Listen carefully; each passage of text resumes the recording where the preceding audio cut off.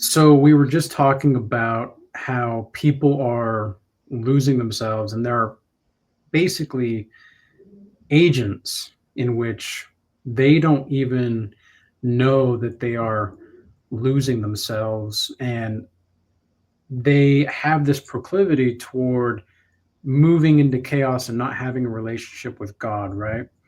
Mhm. So, can you expand on how this perception of yours came to be and where exactly it was coming from? So I just started noticing with everything that's been going on lately that people are acting very scared and afraid, and because the fear that's coming from them is surfacing up, they're getting more so possessed by ideas. Anything that pulls them emotionally, anything that pulls them into towards their animal instincts, they're just following along. They're not even thinking about anything. It's just it's just been very difficult the last couple of days, just watching people and the reactions, because it's just very animalistic in every single sense of the word. Like as soon as something upsets them, they just lash out, or they start getting like that busy bee kind of mindset. Oh, I gotta do something, I gotta do something, I gotta do something. And it's not like that. We have to take a second to like slow down and process the information. And just from different types of lectures I've been listening to, and just I also realize, because the idea of coming closer to God is the dissolving of the ego itself, forgetting who, like losing what you think you should be doing, and actually start doing what you need to do. And I start, yeah, go Well, ahead. is that losing your ego, or is that identifying the healthier parts of who you must be? Because I think it's both to some degree, but I also think that it's kind of a psyop for. I actually don't think it's kind of a psyop. I think it is a psyop that because we're basically in the realm of psyop age, where psyops have become like an art form, and Yeah, so I think part of the psyops that we're seeing specifically with like new age spirituality is the dissolving of the ego. It's like, well, yes, you dissolve it, but you also integrate something else, right? yeah. And so what do you think that means? Like, so when there's a dissolution of the ego and you realize what you need to be doing, what exactly would you call that? I would call things being put in right order. In the lecture I was listening to, it made mention of Jesus riding into Jerusalem on the donkey. Hmm. So what I mean by the disillusion of the ego is the fact that for most people the donkey is riding Jesus. So dissolving the dissolving of the ego is putting the ego in right order underneath Jesus. So now, oh, you become more of a servant. The ego functions as a servant. It's not supposed to be the master. So it's basically putting it in right order and saying, no, you're gonna go over here, and that's that. You're not like it's just you. It is like the animal side of the human being. Even as intelligent as we become, the intellect serves. Most people's intellect still serves that lower part of themselves. They'll find ways to justify eating more food. They'll find ways to justify getting into more debt, more greed, more lust, more. Just give me more of that. And Hmm. because that's why I mean dissolve it, because that has to die effectively. That aspect. That's why I tell.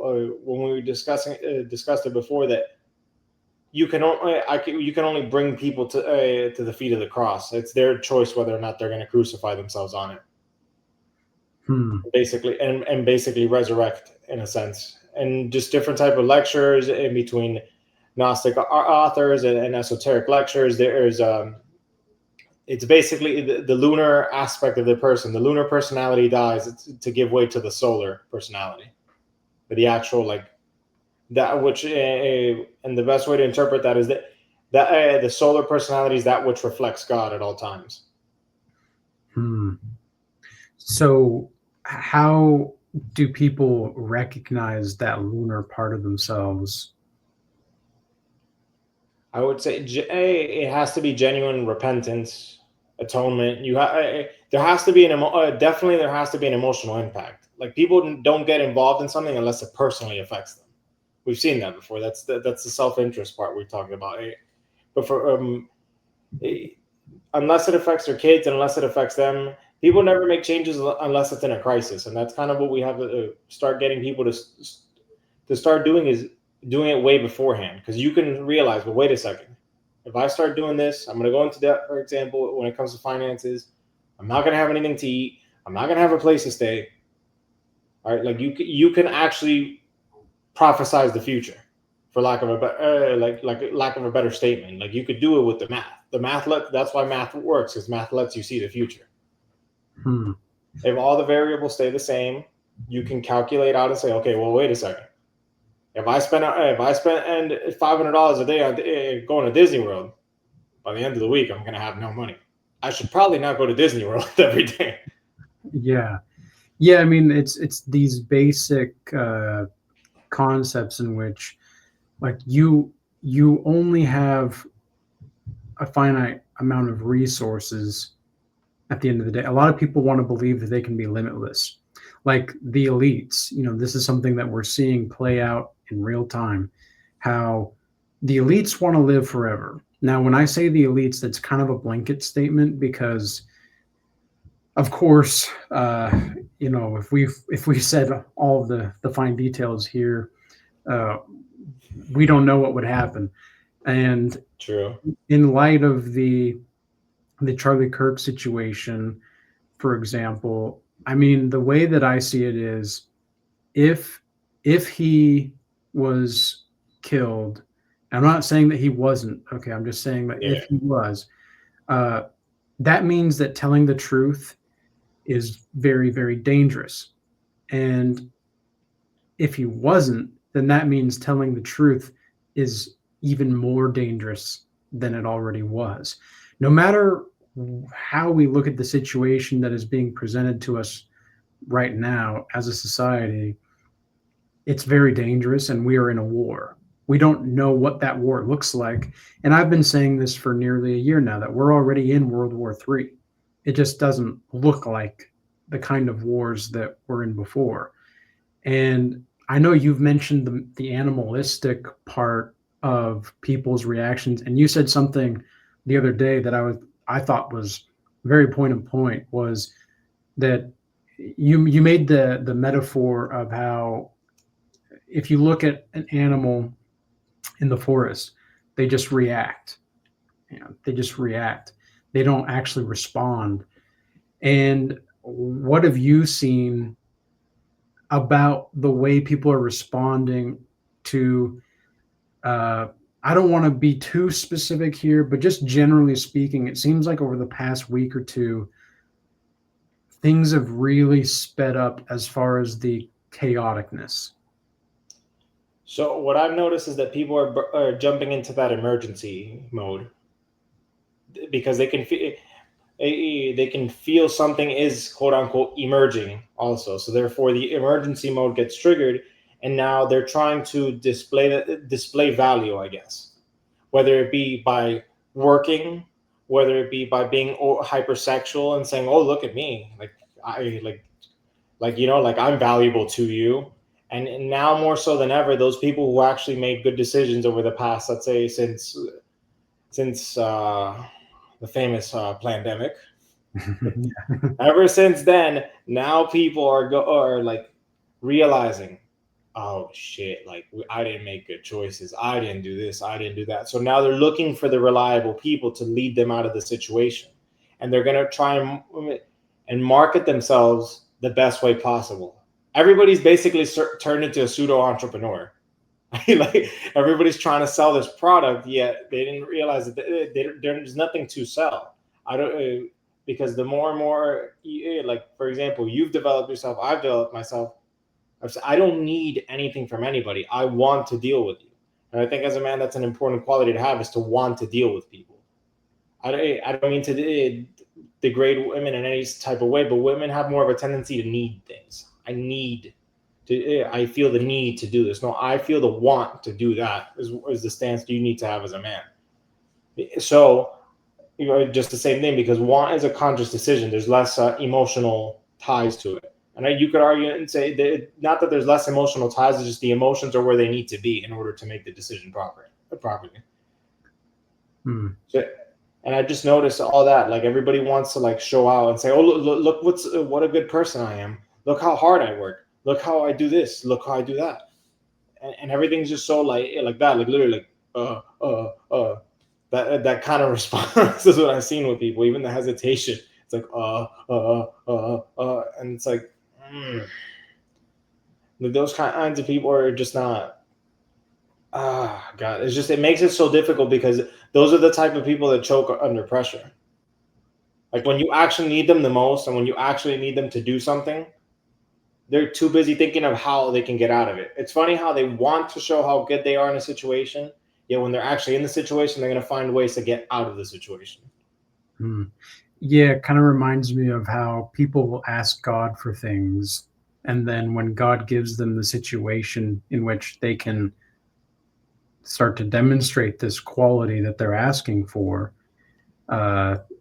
they don't want to do it. They don't want to do it anymore. And I've actually made a point as of the last couple weeks to try to stop asking God for things. I've tried to stop, not because I don't want to ask God for things or I think it's wrong to ask God for things, but because I don't necessarily want to have to always be asking God for things. I want to be more grounded in gratitude for God, that like what he's already given me, more so than like the more that you were just talking about. Like the more I need this, I need them, I want this, I want this. And also the neediness thing that you mentioned. Perhaps this is just one of the reasons why neediness in a man is just so detestable, is because he is feminine. It puts you in a very you're just demanding everything. It's like you're nagging. When you imagine that, imagine such a thing as nagging God. I want this. See, and it's funny is like, because you tell him, I want that. I want this. I want to get this. What you're actually saying is, I need it. God, I need it. And see, you can't lie to him because he knows what you need. Mm-hmm. That's you can't con him. Mm-hmm. So and even that, like, the best way I can conceptualize that, a man has to want the woman he's with. A woman has to need the man she's with. See, because what she wants, see, and this is what happens in relationship dynamics. What she wants in a relationship is something to take care of. Now we've discussed about this before, where girls are basically dating their metaphorical sons. Like Kevin Samuels mentioned, son husbands. Like, imagine like son boyfriends. That is a thing. Like, it's like, Jesus Christ, like. And when I still remember the day I realized that. All I could think about was that meme, brother. Brother. Like, how do you do it? Like, how do you go like, are in a relationship with somebody you don't get along with, that's always constantly this needy, that always needs something from you? And see, we've just gotten so good as a species to like be more manipulative, and like, because it doesn't seem like, hey, like the guys who are playing video games and like doing nothing all day like, they don't openly say I need my girlfriend, but like they kind of create situations to where she feels the need to like jump in and fix it for him. And like, see, and it's crazy because now women are trying to play problem solvers, and the problem is that all problems are created at the level of emotion. And if women are more emotionally say it's more emotionally dependent and more emotionally what's the word I'm looking for? You know what I'm saying? Like they're more emotionally inclined is the word, right? Well, all problems stem from the emotions. So if they're more emotionally inclined, well, you can't solve the problem at the level at which it's created. So therefore, now they just keep recycling the problem, and they kind of recycle the need for themselves. And that's one of the big, most manipulative things that people start to do, especially when they're in that needy mind frame. They start positioning themselves like they're needed. And then that creates this like cycle and feedback loop and relationship of just destruction. I forgot where I heard it. It was the union of two abysses creates nothing. Mm-hmm. Both people are just like that. And you made mention too, because I wanted to touch on that about how just being grounded in gratitude rather than needing something. And it's that was actually like they discussed that in one of the lectures I was listening, and they said that there's three forces when we talk about like, right, the law of attraction and affirmation and things like that. He said there's affirmation, negation, and the reconciliation. So thesis, antithesis, and then synthesis. Same thing, proton, electron, neutron. Even at an atomic level, it functions. So we have these people affirming, I want this, no, I need this, or I want this. It's a very crazy thing to do because now karma is still a thing, cause and effect is still a thing. So if you want something, for example, look at the series of events that you're going to trigger in wanting that thing. You don't even know because we can't like consciously calculate every single thing. Like imagine you wanting to, like, I don't know, wanting a soda so bad, and the next thing you know, that chain of events triggers something much bigger than you could have foreseen because you so desperately wanted the soda. Mm-hmm. Right? Instead of, yeah, go ahead. Well, I was just thinking about how with thought algorithms, for example, people they'll tell themselves stories, right? Like thought algorithms, I see thought algorithms as the story about your life that you tell yourself. And you really cannot be fulfilled unless the story that you're telling yourself is aligned with the actual life you are living. If you don't live the life, if you don't live the truth, you see, this is what's so important about the people that are actually mature and the people that are immature. The people that are mature live what they believe, they live it. It doesn't matter, because now maybe that could be a slippery slope because some people are pure chaos, right? That we were talking about this earlier. People that are pure chaos, they don't know like who they are, but they have a semblance of this knowingness of what they're doing. They don't know who they are, but they know what they want to be. And that is enough for them to immerse themselves in this chaos. And this also reminds me of how people are simply losing their marbles, and we have no adults to look to. We are the adults in the room.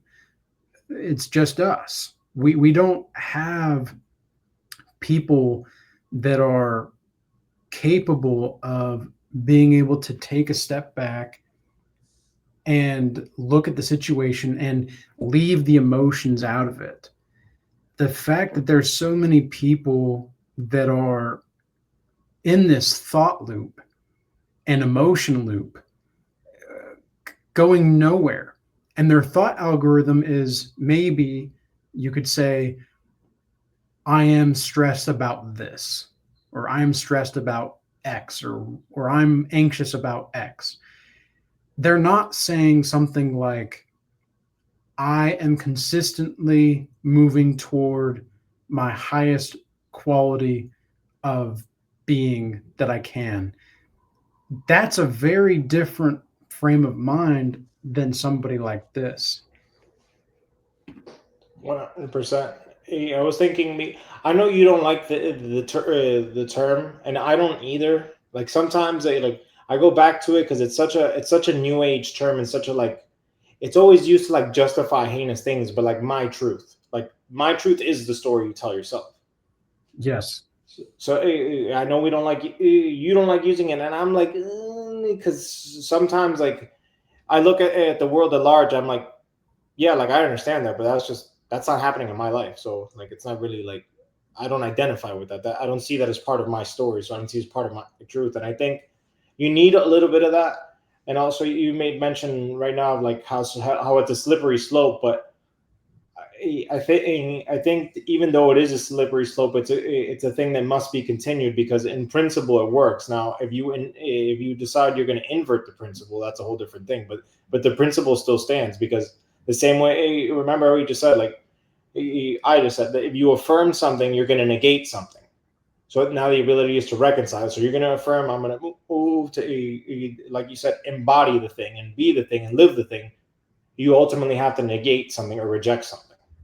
How do you, now the thing is moving into reconciling that. And the reconciliation could be also brought about by helping people center themselves as well. But it's the thing, same thing. Like, if you know, there's sacrifices to be made to live the story you want to live. And that's one of the biggest mistakes we make as people, is that we want to be the first to figure out how to get everything we want and everything, and leave everything behind that we don't want to experience. And that's not possible.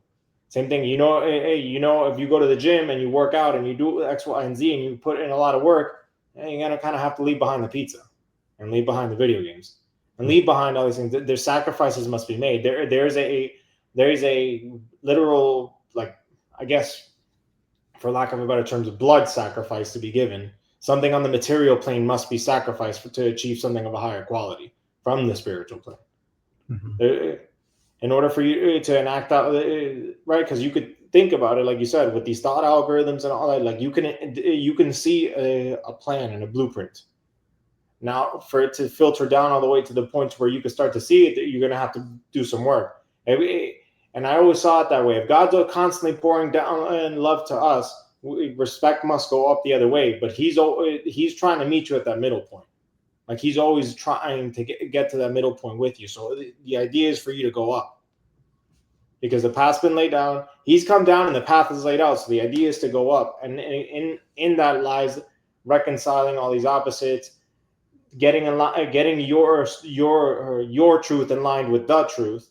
Because we still, even, and that's where you said, where it's like, it's not ego dissolving the ego, but putting that, like, it is your truth, it is your truth, but it's the truth is supreme, and it's sliding those things up together to the point where you can't distinguish what is your truth and the truth. There has to be a complete dissolving of that, and so that way it's just like the actions are just like you just do it unconsciously. Like, you're a good person, like, out of just, that's what you are, and nothing's going to stop you. Yeah, well, that's why these psyops are so incredibly dangerous for the collective. The thing is so I mentioned to you before we started to record that I saw in my vision this afternoon that there was a big balloon over America, and the balloon was popped, and out of the balloon came these sharp toys. And it seems to me that there's so many people that are having these heartstrings pulled on them that it's automatically turning each other against each other. And we've seen this. I've had several people reach out to me and tell me that the Charlie Kirk situation has broken up their families. And this is incredibly dangerous to me, that if this is going to persist, and there are things that are in motion right now that cannot be undone. You mentioned the blood sacrifice. I think that was a blood sacrifice, but I don't think that it was like the kind of blood sacrifice we think that it was. Now, we have to recognize that there are these astrological events, like the blood moon was on Sunday night last week, and there's like a 3-day window for that portal, according to the astrology, teachings and such. I'm not saying I don't believe it. I'm not saying I believe in it. I'm just saying that's the thing. That's what's stated. Yes. And it just so happens that within that 3-day period, before and after, was the woman on the train or the bus or whatever it was being stabbed. And then it was Charlie Kirk. And I don't think that it's any coincidence that this is happening. I don't think it's also any coincidence that there's so many little signs and things that are being proliferated in the society. We have so many people that are just believing everything they see, everything they believe. And then we have other people that are questioning it, but to the degree in which is just it doesn't make me feel grounded listening to some of these people. And anything that doesn't make me feel grounded, like there's a difference between something penetrating the ego's illusions and then making you feel ungrounded, in my experience. And I think you bring up an interesting point with the my truth and the truth, because in some instances you can only trust, actually in most instances if not all, you can only trust that which you have or can experience.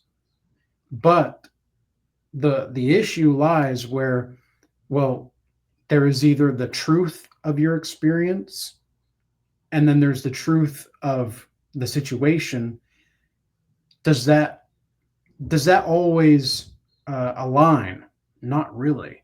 So the thing that we're seeing now, I genuinely believe, is we're seeing people's egos be dissolved in real time, and they're not ready for it.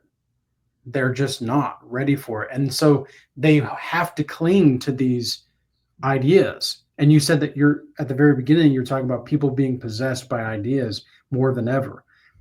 What else do they have to hold on to? I mean, There's nothing. there's nothing. The society, like the fabric of society, is being crumbled left and right.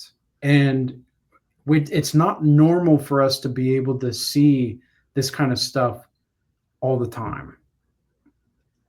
No, like everybody's just, yeah, it's just so much because it's you could just see the laziness in people because it's like they don't think about like this is where I appreciate like I think it was the Stoics that it like kind of did negative visualization where like they pictured like the end and how would that look like and Like, like that's kind of yeah like I think it was I think Marcus Aurelius would like contemplate like you would get it's his child good night to bed and everything like he would contemplate like this might be the last time I'd ever see him or and things like it's like you have to kind of put yourself in those situations. I mean, not all the time, so you're not going into like a doom and gloom stage, but it's like you have to think about that.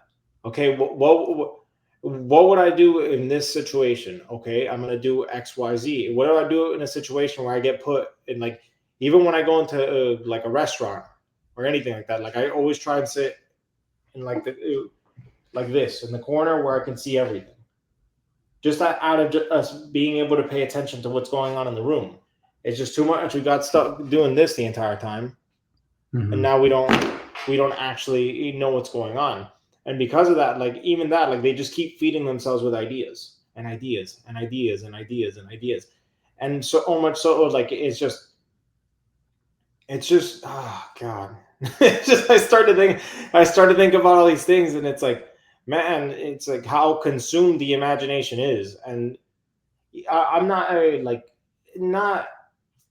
I try and be careful with the different authors and different things, but like Neville Goddard mentions as Christ being your human imagination. Well, look what's they're putting into your imagination, things that don't even exist, constantly feeding it ideas that don't. Right. So imagine that if we were to take that metaphor, like they're stripping Christ of his power. If we're supposed to be the living temple of God, like imagine how much power is being stripped out of us. I don't think it's that. I think that's an interesting perspective, but I think you're really onto something. I think they're mocking him and his power. Oh, God. I I, know exactly what you mean. Like you, yeah, like they think they can tempt him with all this stuff. yes, I think they're mocking God.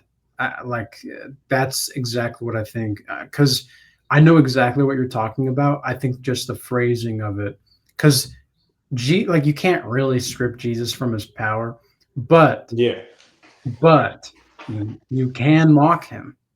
You absolutely can. Well, God will not be mocked, though. but Don't get but it twisted. no, that's not going to stop them from trying. Exactly. And I think it's like this whole oh, like it's like the demonic energy of look what I can do to your people.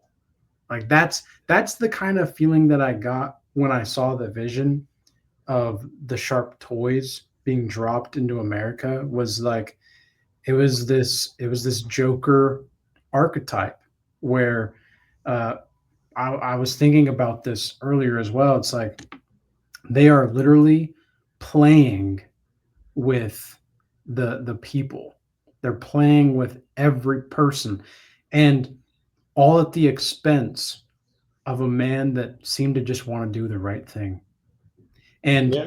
and now they're going to make him into an image in which some people will worship him and some people will completely like that. They're using that event for the benefit of both sides in the political system to amp up the volume, to amp up everything, and it's through the mockery of God.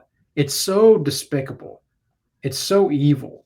And I don't think people quite comprehend the level of demonic activity that is being perpetrated in because here's the thing about people that are always victims. People that are always victims know how to be a silent predator. And they are absolutely like now look, we talked about this in the Regal Change Academy the other day where some people sometimes are victims. Absolutely. Like that's not to be disputed with. That is a fact. But this is why we have to be the adults. We have to have courage. We have to have boldness of faith. We have to set the example because we don't have an example. Like, we just don't. we don't. It's the people of God versus all those who want to mock this thing. And you've seen, I actually don't know if you've seen this. You said you've been listening to lectures and they were like Gnostic lectures and such. Yeah. I don't know if you've seen this recently, but there were Christian like churches and such that people, like a mass amount of people, are flooding the churches right now, and many people are leaving the churches simultaneously because of the event that we've been talking about. Isn't that interesting? Like, what do you think about that? Like, what do you think is the goal with that? So I think it's come to the point where so religion in and of itself provides a grounding element for individuals. Like there's some people that like actually need the structure, and that's kind of like where the ritualistic processes of the church and even like the sacraments in the Catholic faith and all that stuff like that. Like when you look at all that stuff, it's like very in depth, but it provides a grounding sense, like because you actually have to like participate in and do it yourself. But it gets to the point where it's too constricting for some people. Like that's what it, like because in like you could be too grounded to the point where like I forgot like I meant it as a joke when I said it to somebody, but I'm like because I like he was just being very cheap, and I said, bro, like you just like dragging your ass everywhere. Like Satan envies you for how much you're dragging yourself on the floor. Like stop being so damn cheap. But it's kind of that like they kind of religion gets to the point where it's so grounding that it kind of forces you to slither like Satan does, because like it's like you're like you're trying to find a way to like actually like just like live and like because your entire life can't just be all right, do these rituals, do these things, all right, like everybody like give me a second, give me 5 minutes, I'm gonna go to the bathroom, I gotta go to the bathroom, no, you need to read the book, and like that's how they get very intense. But on the flip side of that, you get people that like have to like with new thought and new age and all that stuff, like there is no boundaries. Yeah. Like it just intersect everything. It's like go on and put on Iron Man's glove and Superman's cape and Batman's utility belt and Thor's hammer, and like whoa, like we're crossing universes now. Like chill. Like there is no uniformity, sort of say. And I think that's what's happening. Like the people who have no that uniformity are seeking to be maybe coming into the church, and then the people who actually like have realized, all right, it's time to graduate now. Like I've been repeating 12th grade, I've been in high school forever. It's time to like, all right, like I got to go live the thing that I learned and like. And I think even go ahead. Well, so what would you say? Because there's the critique of people that are leaving the church just because of what they heard in church on Sunday. Like, what would you say as the critique is? Oh, they just, they're afraid to hear the truth. They're the real demons. Like, what do you think that's about? It depends what's being said in church. For example, if it's like one of those like super like liberal churches, and then like you now you have stuff like that, like the real stuff coming into point. Because let's be quite frank and honest, Christianity doesn't support any of that. Any of like the rainbow community and all that stuff. Like it doesn't support any of that. Like the principles are laid out very clean cut, and you can see that it doesn't support it. Now maybe right people try to incorporate people, and people try to like maybe those are the people that are leaving because of the stuff that's being spoken at the churches. Like because now the stuff's coming like because people are pissed now. So now when people are pissed, they're gonna come try to find like the grounding element, which is based in like the Bible, and get back into the principles and the commandments and all that stuff like that, and be more strict about it because they can feel how lopsided things are. But now you can't just swing it the other way and make it lopsided on the other side. Well, I think that's the plan. You think so? I think so. As far as like the general, because like I'm thinking about this of what's coming from the terms of years, and I've always thought about this in terms of years. And it's of course humanity always is always in danger and always hangs by a thread, right? That as Carl Jung had said in his last interview, humanity always hangs by a thin thread. I think that's always the case, but the level, like, okay, think about all the people that are responding in certain ways right now, whether they're Christian or not. Think about all the people that have been celebrating death. Well, now we have today the Attorney General of the US coming out and saying that we need to censor speech. Like, where have I heard this playbook before? It's like, wait a second. It's literally the same thing. Like conservatives, I genuinely think will cheer on for these restrictions insofar as it benefits them in the heat of the fire. But then as soon as those restrictions are in place, they're going to switch back. And dude, I know. So that's what I was thinking was like, okay, because I want to know why are they doing what they're doing and where do they want us to go? Well, they want the conservatives to encourage strict speech, right? Because that would be satisfying for the Democrats, and that would be, well, if the Democrats get into the office in 2028 or whatnot, for they take control of the Senate and the presidency and such. Oh well, we did it when Donald Trump was in office. Why can't we do it now? And it's just that there's a lot of slippery slopes here, and think about all the people that are using AI. Okay, I'm not sure if you know this, but Sam Altman, who's the creator of ChatGPT, he's literally, well, I don't know if he's the creator, but he's part of the creator. One of the guys. And he even came out and said blatantly that ChatGPT is hallucinogenic. Like it is hallucinogenic. How did you say it? It's an hallucination. Like there can be hallucinative factors when it comes to using ChatGPT. And I mean that's open knowledge. Like it's open knowledge. It's open decorum, basically. Like there. Go for it. No, I was just because I wanted to touch on that because I've noticed it with people. Like even like it's in their verbiage now instead of like what? Yeah, just look instead of saying Google that. No, go ChatGPT it. Yeah. Put it on chat. See what chat says. Like they even talk about it like it's a person. Like I even see when people say, "Hey Siri," what do you mean? What do you mean, "Hey Siri"? It's can you find this for me? Like you're talking to this thing like it's a person. Like the conditioning is, "Oh hey Siri, can you look up blah blah blah for me?" No, it's look up blah blah blah for me. It's like they try to like like give this a personified element. That's what I mean by like even stuff like that. Like you could start. There's been stories, right, where people have, like ChatGPT supposedly convinced somebody to kill himself, or Wow. AI. I mean, Yeah, like I haven't heard of ChatGPT. I've heard of other AIs talking about that, but not ChatGPT. same difference.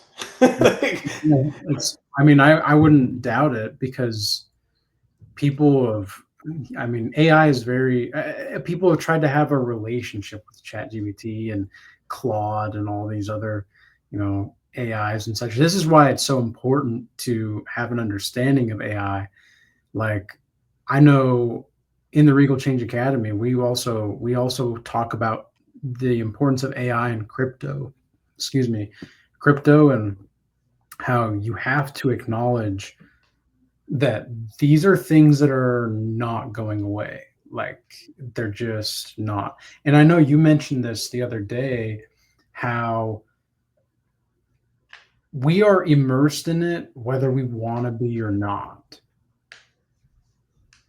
yeah, no matter how you put it, financially, for example, with credit cards and stuff like that, it's not like we can't go back to the old way of doing things. Like if the entire system collapses, and perfect, obviously, yeah, go chop down a tree, get some wood, like do the survival stuff. But we're in it right now. Like us building up a good credit score, for example, is us chopping down wood and building up a house and a foundation because it just sets you up better. You look better on paper. Why would you not want to look better on paper? Like I give the most crude example to everybody with credit ever. It's like because this is so primal, and men typically want it that way, and because we want recognition. It's like every woman saying you're the best guy in the room, that you're the best lady, or you never slept with any of them. That's what credit is. Hmm. Like it's just because, and I give that example because it's so primal. Because if you're starting off on self development and self improvement, that's what you want. Like personally, that's how I started. I want to look good so I can get girls. I want to do all stuff like that. Then it branched out into something more and like that, and I just kept building upon it. I said, yeah, forget all that nonsense. But that's kind of how it starts. But so the example works because it's like that. Like you're getting credit for something you didn't even do. Hmm. Like, why wouldn't you want that? And this isn't, and it's an, and it isn't even like in a malicious way. It's literally you're using things to work for you. It's not in a malicious way. You're not taking advantage of anybody. I mean, do you think in some way, I mean, that kind of sounds like a social credit score without being a social credit score. Like, not to say that it is there, but I see what you're saying, like that it's important to recognize like this is just a reality. And it doesn't really matter in certain instances. Like if you just want to say the system, you can do that.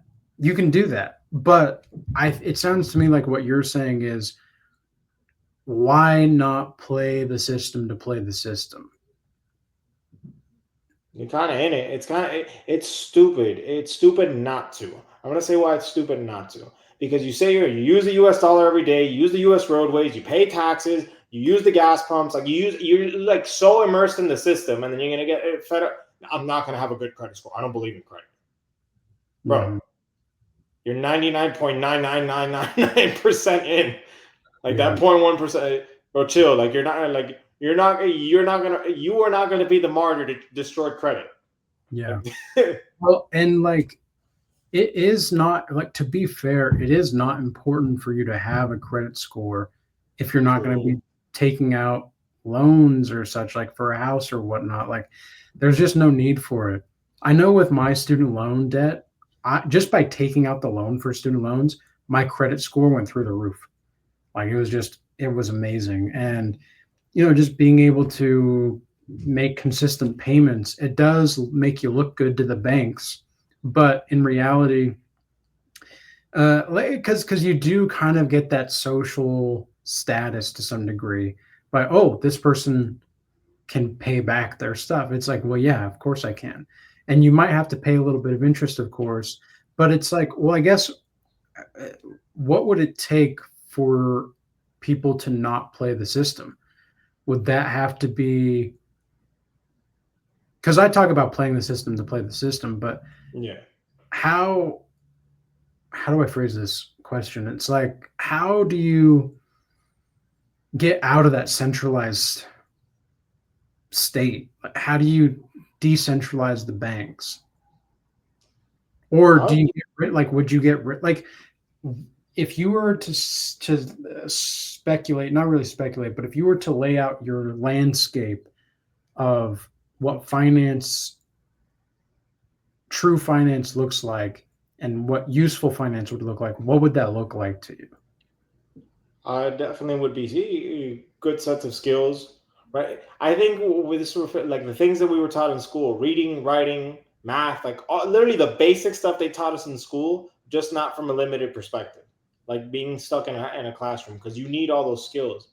Now the only problem becomes is scalability, because see what you can do physically, you every time you can do something physically, you run into the issue of automatizing and scaling it out. That's always been an issue. Like for example, like in how many like you can't physically be there all the time, so that limits the amount of time, like how you could scale it out. But definitely, skills are one of the things you need to have. You need to have. I call it street smarts, and being a little bit malicious, like right, just understanding evil. And Hmm. that, and because everybody wants to be good, and everybody wants to know, you need to understand evil. You need to understand that there are people out there that really want to hurt you, that really want to kill you, that have given zero fucks about what's happened in your life, and you need to be very well aware of that. And that I think lays out a plan, and also just not feeding into the propaganda, right? Like buying a home and things like that. Like I'm looking into something like that into potentially buying something, because it would be more cost effective for me to do that than to keep paying rent. And that's what you have to look at. The bottom line. Everything has to be ran like a business. Bottom line. What's the bottom line? How can I keep more money in my pocket? Like that's the key goal here, is keeping more money in my pocket. I wouldn't necessarily say it's not going to be like a direct cause and effect thing to decentralize a bank or anything like that. But it's time to remember that you're the center of this. Hmm. To decentralize everything means that you need to stop putting focus on the outside and start centralizing yourself. I am the center of which the bank needs me to go take out a loan to keep being profitable. Yeah. That's it. But it's not me. But you see, and that's the thing, that when you affirm it so harshly, you start to become kind of a dickhead in other aspects of your life. It's not like that. It's understanding the bank has its place over there. I have my place over here. When I need something or when I want something, I'm gonna go over there and see if the math adds up. If it adds up, then we'll proceed down that route. If not, it doesn't. All right. I thought, because I'm looking at making a potentially bigger purchase down the road, and I have the money to afford the purchase. So why would I leave myself without money? Like, this is how I see it. If the thing costs 10 grand, I would take out a loan for 5 grand, keep the other 5 grand in my pocket. Either way, I'm going to spend the money but I can afford it. If push comes to shove and I need to pay off the loan, I paid off the loan. Mm-hmm. Right? If you want to get something quicker in advance, like I think it's perfectly fine, for example, to go finance a car. Let's say it's 30,000 if you have the $30,000 in your bank account. Gets a little bit more difficult to hire the purchases, but like if you can afford, if you can do that and you can scale out plans to do that, I don't see why you wouldn't do it. Like, right, just at least have the backing to do so. But at least if you have an emergency, for example, you paid $15,000 for the car, you keep 15 in your pocket. Well, at least if you need to pay it off, you pay it off, and if you don't, you have $15,000 in your pocket. Who's going to tell you what now? You still have money. There's just a way to work around it. But like I said, I don't really know how to decentralize the bank per se, other than just to say that you're the center of this. The car insurance companies need you. The phone bill needs you to pay it. The phone needs you to run. The job needs you to go to work. Everything needs you to function. I think that's pretty powerful, because when you start to take the claim to power back, because power is neutral in of itself. And I think this ties into the algorithms, like the thought algorithms that we were talking about, is what are your thought algorithms when it comes to finance? What are your thought algorithms when it comes to living life? Like me personally, when it comes to renting or buying a home, I don't see any need for me to have a mortgage unless I'm going to have a family. Yeah. So I'm planning to rent until until my wife down the line is pregnant. Like I do not want to even think about getting a mortgage until that point. Now, that's where I'm at right now. But the thing is where people do get caught up with the uh, like the debt issue and such. And I think that it's an important topic. And I've never heard somebody talk about the debt situation and your bank account, like what that would look like, the way that you just did now, like with the example of the $30,000 car, which if you get a $30,000 car, you have $30,000 in the bank. It's fine to get a loan for that, but recognize what you're doing to yourself. Like recognize what exactly you might be paying a little bit more in the long run for it, but you'll get to keep that $30,000 in your bank account for, in case something does happen where you will have that fund, that extra fund, to, I call it the peace of mind fund, but Yeah. you'll have that pun, or that pun. I don't know why I said pun. They'll have that fund to actually get that, because we were talking about this maybe a month or so ago when it comes to the emergency fund and such, Yeah. and just changing the name of that can be so powerful, because you're the one that actually recognized that even just using that word emergency fund can be a hindrance to your overall being, because then you're going to start to attract emergencies. You're going to start to Yeah. attract these problems that are not necessary. They're just not necessary. And if you have more of this, I'm just using the peace of mind fund because that's what I'm using. If you have Yeah. more of a peace of mind fund, all of a sudden life gets a lot simpler.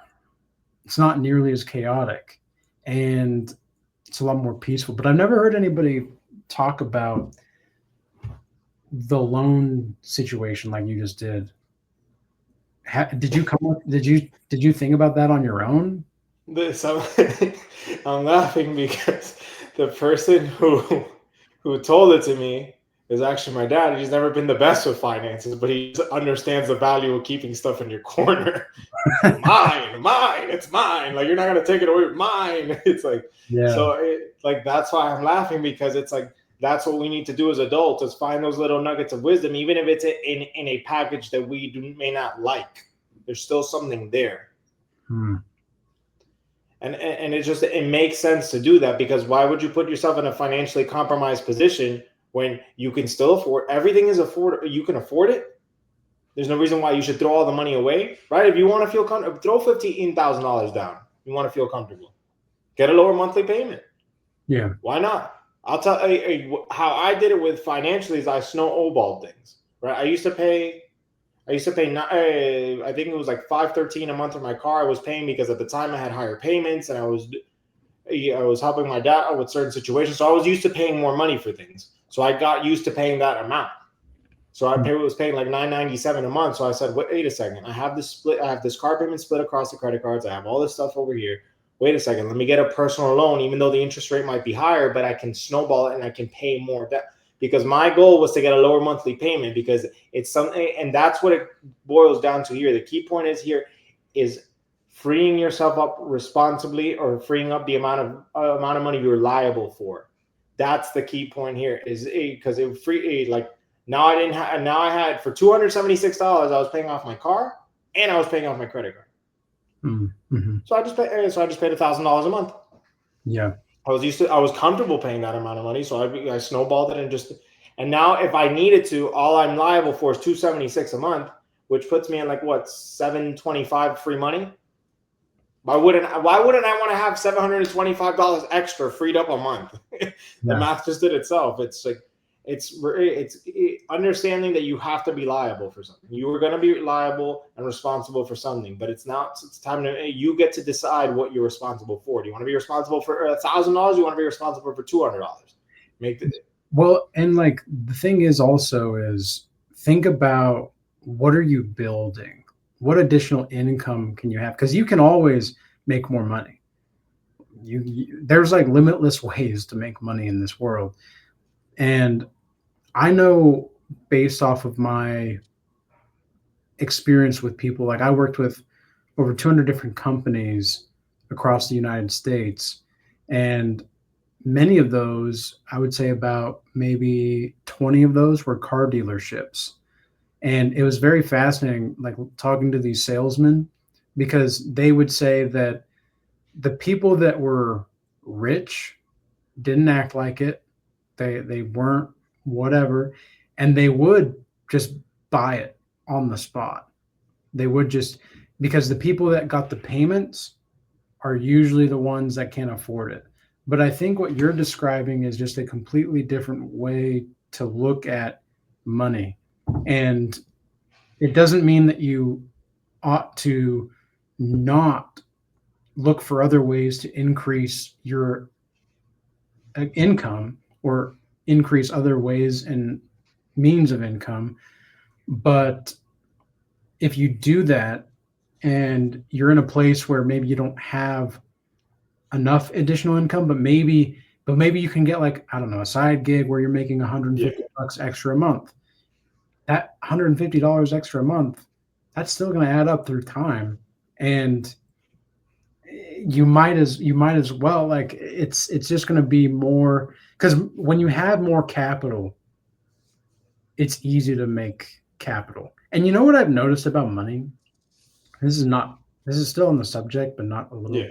little to the directly about like credit cards and such and loans. Whenever I've needed money, after I've fixed my algorithm and my relationship with money, I can just get it. Even if I'm down and I'm looking like I'm down and out, even if I'm in a bad situation, which I define bad as just, not necessarily Yeah, a situation where you're like knocked out of homeostasis, sort of say. yeah, that's a good, yeah, I like the way that you phrase that, knocked out of homeostasis. When I'm knocked out of homeostasis and I need money, I just get it. Like, I don't know how it works, but I'm just always able to find a way. And That yeah, you go for the upwardness. God, Yeah, yeah. there's no, because it's how can I say this to so God always provides what you need. That's why you should the prayer should be give me what I need, what you and it's not what you need, it's what He feels you need. There's a distinction because even with the law of assumption and law of attraction, all stuff, I want, affirm. Like, see, you're creating this big thing, and it's just you don't need it. The reality, like you get, like there's been points where I realized, like, yeah, I don't need that, but I do want it. I don't need it, but I want it. Mm-hmm. And that's the thing is that there is a necessity for it. And see, and the only reason why it doesn't have the blowback it would have if you take it into your hands is because God is monitoring karma or cause and effect. He understands the exact chain of events that this is the right way it should be received. So therefore, it wouldn't be the blowback that it would have had you done it. And even like that, I'm taking into that because give us today our daily bread and the Our Father prayer. That is the daily bread, what you need. You don't need a feast, what you need. Right? Don't be like those who store things in barns. Like you start hoarding things. Because those are the people with the most amount of wants. Yeah, hoarders are weird, man. Hoarders are weird. And I used to be a hoarder to some degree, but not anymore. Not anymore. It's because you don't feel like you're gonna get more of it. Like I like collecting things, and it's just like not like right like simple little things. Like before with shoes, now it's watches. Now it's like books. Like, but there's such a thing like where you recognize, well, I don't really need that, and it's kind of like I've always been kind of like I've always been kind of a cheap ass. Not like it's weird because like I'll like cheap out on things, and then I'll go fuck it, buy it. Like, but like I've always, like it's yeah, because it's like sometimes because you spend so much time kind of repressing things and saying trying to keep everything in line. Sometimes you need it, right? If you spend 364 days working, like bro, I'm going to Disney for one day. Yeah. I don't know what to tell you. Like, I spent 364 days making sure everything's taken care of. Like, everybody fuck off. I'm going to Disney. Hmm. Yeah. Like, if you And then, can't handle me gone for one day, that's on you. Like, you didn't do what you had to do at that point. well, and I think people can do whatever they want with their money. Like Yeah. if they've earned that, they've earned it. Uh, but we also have to recognize that like things are so. We've talked a lot about manipulation in this conversation and the manipulative ways that people will maneuver, and it's just so important though that you watch out for the people that are just looking to take, because if you don't Yeah. think people are going to just take your money, you better be careful. This is why I always strive to, in my business, to always have a vetting process. Now I didn't always have the vetting process, and now you are also a part of that with the Regal Change Academy now. And so we're in the vetting process like together, and we're going through because we want to make sure that if we're going to be working with people long term, because that's what we want to be able to do, is to work with people long term. And if we can do that, we got to make sure that they're the right fit, not just for them to us, but for us to them. Because the way that I've thought about this is, I thought about this today. It's like I've mentioned how in the past I'm too new age for the Christians and I'm too Christian for the new agers. But I think what it is that I have an Eastern mindset, but my heart belongs to Jesus. And that's the underlying dichotomy and juxtaposition between people that we can communicate with and others, because you're very into the occult, like as far as your knowledge. You have more knowledge about the occult than anybody else I've talked to, really, because you have this esoteric uh, aura even about you. And I've always found that very intriguing because I respect the openness, and that openness kind of comes with an Eastern mind. It doesn't really come with a like the modern Christian mind. The modern Christian mind is very rigid. I would say it's you cannot take things literally, and that was the one thing that I started recognizing where it's just everything was just taken too literal. This whole thing started like with politics, and I just realized, well, wait a second. Okay, the left was being very extreme, so let's see the other side. And then I realized that this side was just as bad as the left. I was like, oh shit, like so how do we reconcile this stuff? Like how do there has to be a center point? I don't know. It was just a natural inclination. It was just like it just became that, and truthfully, like I was just trying to line things up and line up with a good lifestyle, so that way I could have a good life. Hmm. Like so, I was trying to find here, look there, and then it just kind of I don't even know how. Like I cannot pinpoint the one moment where like it all kind of just flipped. I could tell you definitely there was like one book where like just one paragraph kind of switched things for me, and like I literally dropped down the book. Like the place where it happened no longer exists because they've remodeled the place and they moved things around. But I can remember exactly what I read. It was somebody who like it was about a guy who was so fixated on getting a better golf score, and like he would do anything to get it. And then I said, I'm like, hey, and then there was a person who was like up for a promotion, but they didn't want to rise up to it. And I was like, holy fuck! Like I literally just dropped the book. Like, oh my god! I'm like, this is the birth of fascism and communism. Hmm. Here we have somebody who will do anything to grab power to the point where like he doesn't even deserve it because of just how much of a dickhead he's going to be with it. And here we have somebody from a more like I guess communistic background. The person who should step up to the promotion, who can lead with integrity and honor, does not step up because he's been so beaten down that he thinks he's unworthy of it. And like that's where like the floodgates open. Where like I like Yeah, I mean that last part was pretty on point. I think a lot of young men, for example, in today's society feel like that. They've just been beaten down by the beast so much that is the system. And I've mentioned this where I call it the simulation, and we want to be part of the simulator.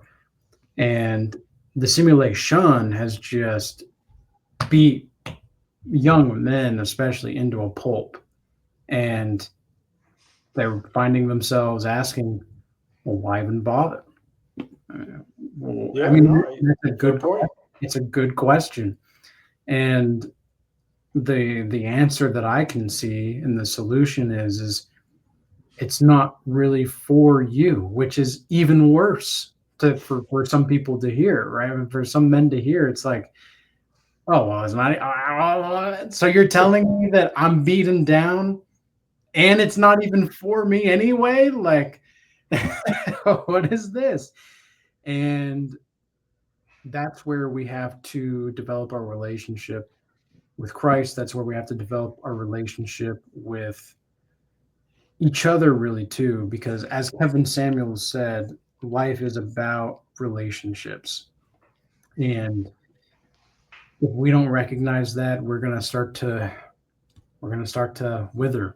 Yeah, You know? even and that word right there is crucial. It's a relationship, and I notice this because I started like because I like to peel back language a lot. I like to play with the words. I like to throw them about, and I realized everything that ends in the word "ship" has a sense of ownership and responsibility attached to it. And people don't want because and what is ownership and responsibility go hand in hand with accountability. Yeah. So because of the fact that nobody wants to be held accountable, they're not going to take ownership, they're not going to take responsibility, and because also because it's convenient to not do so because you get to kind of like not be a part of it. And I could see it like just to give some examples: relationship, apprenticeship, mentorship. There is a sense of somebody's taking responsibility somewhere and ownership and accountability for this person's success. Right? Relationship's a little bit different because it's obviously two people feeding into a center point. And but it's the ends nonetheless. And that's kind of like you said with the more Eastern kind of background because I just started noticing the parallels. There's parallel here. It's not directly connected, like right, like for example, like you and I are not like directly connected. We're not like holding hands or anything like that. But there's parallels in what we talk about. Therefore, we are connected. There's not a physical connection, but there is similarities there, and that starts to bridge the gap into all this. That's why even we jump from finances to manipulation to all that stuff like that because we're circulating around the center point of all of this, and it's just and men have to see this. And even that, like, hey, like it's just because I didn't take any chain stands, for example, and like trying to like disprove like Christ or anything like that. It was more so like, all right, like I want to see what this is about. Like I'm gonna look at it and I'm gonna dissect it because there's always been a thing where like even since I'm at a very small age, I've always trusted the nature of my character, and I always believed the nature of my character to be good. I never thought I was intrinsically evil. I never thought I was intrinsically a piece of shit. I never thought like all the stuff like that. They try and ram down on you, like when you go to church, you're a sinner and blah blah blah, and to the point where like most people, if you take that literally, this is where, for example, the church fails a lot of people. Is that if you take that literally, the mind's gonna go that well, what's the point of being alive then? Yeah, because we are all sinners, but that's the language has been weaponized. Yeah. Like and that's where it kind of that right there is where I was like, get away from me. Like I like there's a reason why I'm here. Like and also too like my dad was very like against religion in that sense. He's like, bro, this guy eats, poop, and sleeps and does everything just like me. Like who is he to tell me what I am and what I'm not? Like, here we have a pastor telling me that I'm a sinner, and who the hell is he? Like, and that kind of like that's why I appreciate about my father because he kind of like was 10 toes down on like this is me. But there's a point where me no longer serves in the current environment. And you mentioned this one time, and I'll never forget it because I still repeat it to this day. It is convenient for your identity, but not your life circumstances. Convenient, like you can stay being a stubborn ass. So circling back to that whole point about the donkey riding Jesus, like you can be a stubborn ass and not move. Like right, and even there, the word jackass comes to mind too. Yes, like yeah. You can stand on that and die on that hill, but the reality is the only reason why that hill would matter is if people are still paying attention to it. That hill mattered 30 years ago. Shit's gone, bro. Yeah. Like you got to keep moving, and that's kind of the thing. Is just it's understanding that life is trying to flow and things like that. Even finances, like I do. It's just because it's kind of weird because most rich people, like when we see it with like the elites and stuff like that, are very like diabolical in the way they handle their finances and the very things like that. But I really do believe that the more closer you grow to God and the more you actually serve God and the more that your finances will be rewarded in conjunction to with the amount of responsibility you're willing to take. Like it's just you're saying like because there's a point where you're saying, all right, give me the next thing. Like, I got this. I already know how to handle this amount of money. Give me the next thing, and the next thing, and the next thing. And that's kind of like that's where credit works, is because you show people you're responsible. I am responsible for this amount of money. Yeah. And see, and even that, like, this is where it comes to that people, like, for example, we mentioned tattoos and stuff like that before. Like, I even have a tattoo, and I'm thinking about getting it removed. But it's just because everybody is trying to hedge their bets. Everybody wants to make sure that their investment is safe and secure. I don't care who you are. You always want to know that at least you get your money back out of it.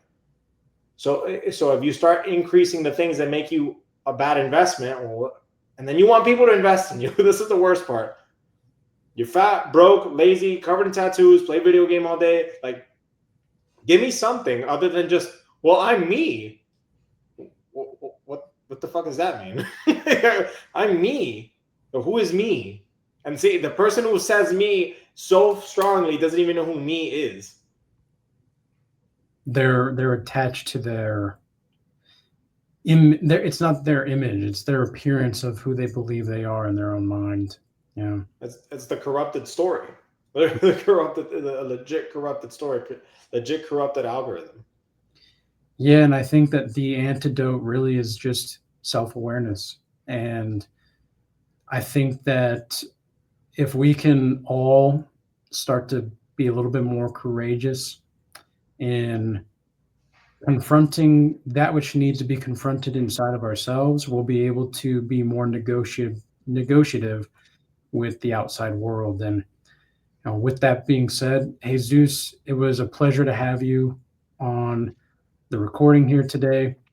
I hope that everybody that is watching this, it was a fruitful conversation for you guys to listen to. Jesus, where can people find you? On YouTube at Beyond the Veil 56, and on Twitter, or X now, Beyond the Veil 56, same handle. Awesome. All right. Well, everybody, peace be with you. Peace, guys.